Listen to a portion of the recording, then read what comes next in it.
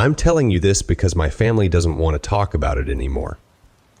I'm the only one who can't seem to forget. I was raised on the outskirts of Preston, a small town in southern Idaho with a population of around 5,000. My more immediate community was an isolated dead-end dirt road called Bear Creek.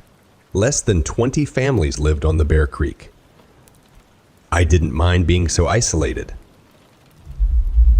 I grew up in the comfort of wide fields and close neighbors that only rural people know. We were a Mormon community. Very church-centered. Very community-centered. All the young girls, myself included, were part of the young women's group. And all of the boys were members of the local Boy Scout troop, which doubled as a church group in our area. We had 4th of July parties at the local ballpark and swam in the nearby reservoir. It was a good, quiet community. My house, a 92-year-old farmhouse built by my great-great-grandfather, was situated on a small hill surrounded by a wide grass field on one side and a snaking dirt road on the other. Across the road was the creek bottoms. Southern Idaho is categorized in a desert climate, so not much grows outside of the irrigated fields besides sagebrush and burrs. The creek bottoms were the exception. The creek fed the growth of a thick tangle of pussy, willow bushes. In the late fall, we used to go down into the bottoms and pick the white, cottony pussy, willow seeds to decorate the fences of our driveway. Being so isolated, it wasn't uncommon for animals to come down from the mountains. We had a female moose who brought her calf down and lived in our orchard every winter, and the occasional lion wasn't unheard of either. The summer when I turned 8, I remember because it was the same year as my baptism. A smaller mountain lion was spotted several times in our area. We weren't worried. The big cats stayed away from the farms and usually moved on when the area didn't yield enough food. The same summer, my neighbor, Peyton, was working on his Eagle Scout project. He loved National Geographic and thought it would be pretty cool to try putting together a National Geographic submission on our little creek bottoms. The young lion that happened to be in our area at the same time made him especially excited. He decided he wanted to try and get pictures of the lion and emailed the National Geographic team for advice. They recommended setting up an automatic camera that takes shots every couple of seconds in an area the lion was known to visit. They also recommended setting some kind of bait so the lion was more likely to come by. No one in the creek liked the idea of live bait or carry-on, so we came up with a different kind of bait. We decided to set up an audio recording of a dying rabbit and play it on a loop through a set of speakers hidden in the willows. I remember when everyone was down in the bottoms testing the speakers, and I heard the noise for the first time. The sound of a dying rabbit is horrible. It's been described as being almost identical to the sound of a screaming child. If you've never heard it yourself, there's plenty of recordings available online. It's worth a listen. The camera was set up. The speakers were set up. Everything was perfect. Peyton explained that he would allow the camera and recording to play uninterrupted for a week, and then he would go check on it. This would give time for our scent to fade from the bottom and encourage the lion to come closer. At first, I was worried about the noise. It was a truly horrible noise, and our house was the closest to the setup point in the bottoms. My father assured me that the noise wouldn't reach as far as our house, and I was relieved when we arrived home that night, and he was correct. The bottoms were far enough away that I couldn't hear anything. I remember Peyton the next day at church. He was fidgety and excited to check on the equipment, but he had to wait a week, which everybody kept reminding him. He couldn't risk going down too early and scaring the lion away for good. That night, I woke up to an awful noise. I sat rod straight in my bed with my eyes wide in the dark, hands clutched so hard, my palms bore the indent of my fingernails for hours after. I knew that noise. It was the recording of the rabbit. It sounded faint and far off, like it really could have been coming from the bottoms. But that was impossible, because the recording had been going all night the previous day and I hadn't heard a thing. I didn't sleep that night. I was too scared to get out of bed and wake my parents. The recording played over and over again. I had the loop memorized. In the morning, I stumbled into the kitchen for breakfast. My mom and dad were sitting at the kitchen table. They too had dark rings under their eyes. I hadn't been the only one who'd heard it. Mom was convinced that the equipment must have been broken. She wanted to go down into the bottoms to check it out. Dad refused.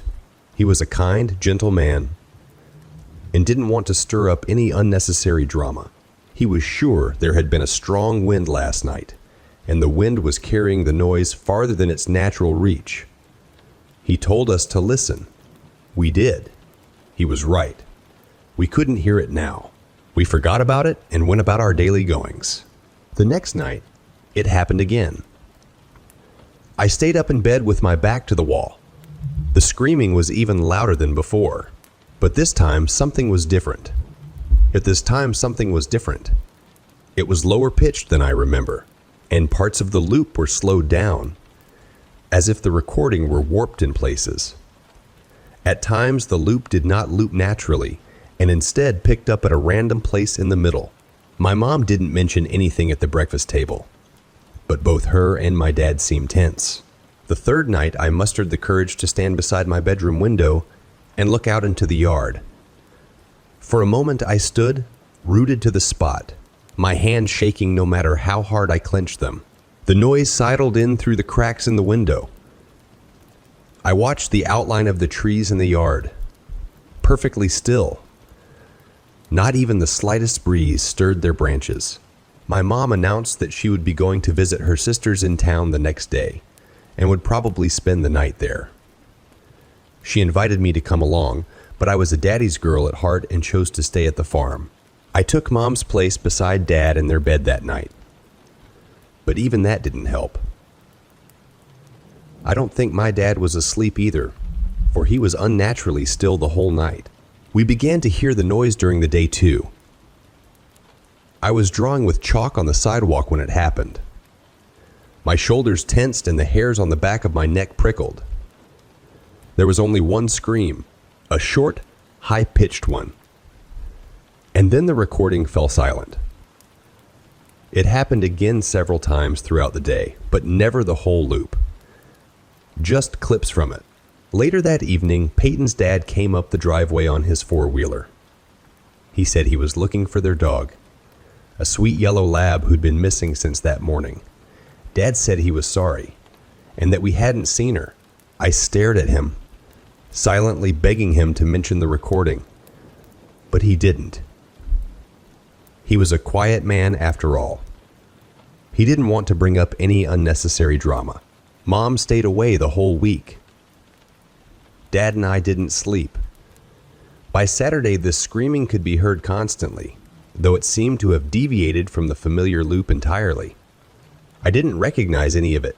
Sometimes the screams were thin and long.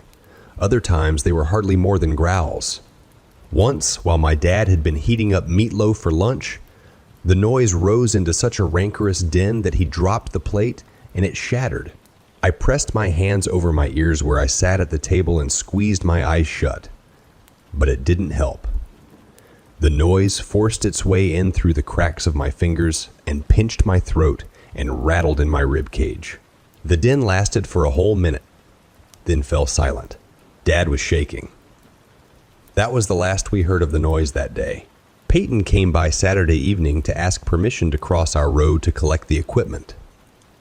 He was so excited. I watched him disappear into the creek bottoms with a sense of tired relief. After the equipment was gone, it would all stop. I couldn't wait to get a full night's sleep.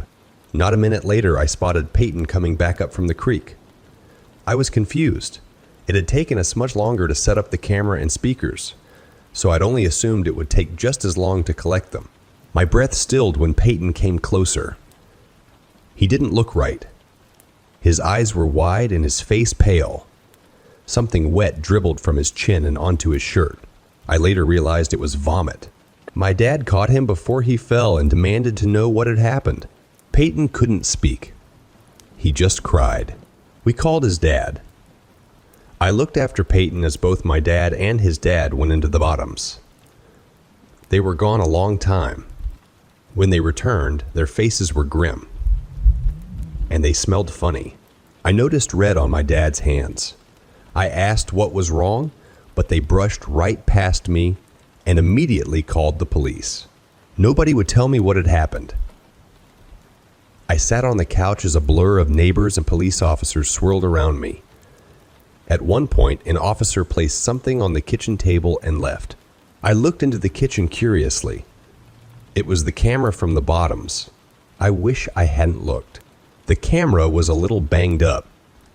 Tiny scratches and dents covered the plastic casing. When I lifted it, my hand stuck to the plastic. Something tacky and odorous covered the screen. But it turned on fine. The first set of photos were normal.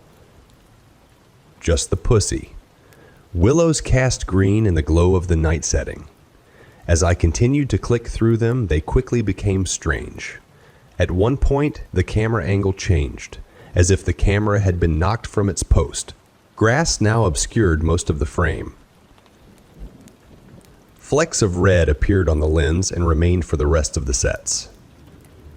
One photo made me pause. There was a figure in this one, or half of a figure, as most of the upper torso hadn't made it into the frame. I thought it could be human, but it didn't look like it should be standing upright. Its legs were twisted, like an animal, and it seemed to be having difficulty supporting itself in an upright position. Beside the legs, a long, thin arm hung. Whatever it was must have been stooped over, for its fingertips hung below its crooked knees. The next set was different. It was as if the camera had been picked up and was now being held. The first photo was of the Bottoms at night. The next startled me. I had to look closely before deciding what it was. There was a rabbit in the bushes, but it was missing its ears and most of its head. The next was of the same rabbit, but a thin, dark hand was holding it up against the sky. Its limp body hung like something from a nightmare.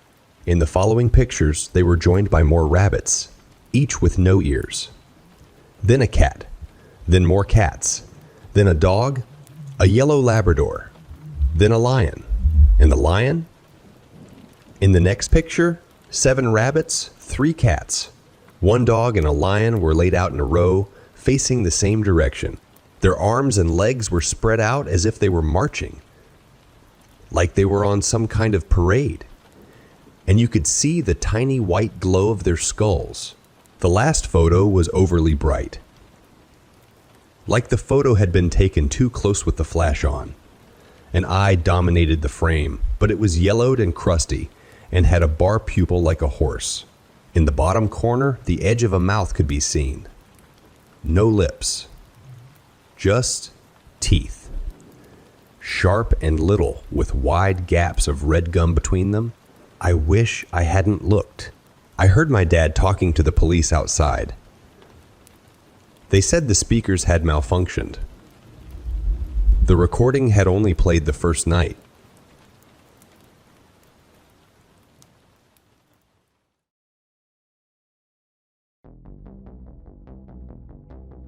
Thank you for listening to this story till the end. We are still experimenting with this format, so your feedback is highly appreciated. Please give us your feedback by liking or disliking the content. And even better, share your thoughts in the comments, letting us know what you liked and what didn't quite resonate with you. Also, tell us what you would like to hear in the next scary story. You can vote for the comment that suggests an idea you liked the most.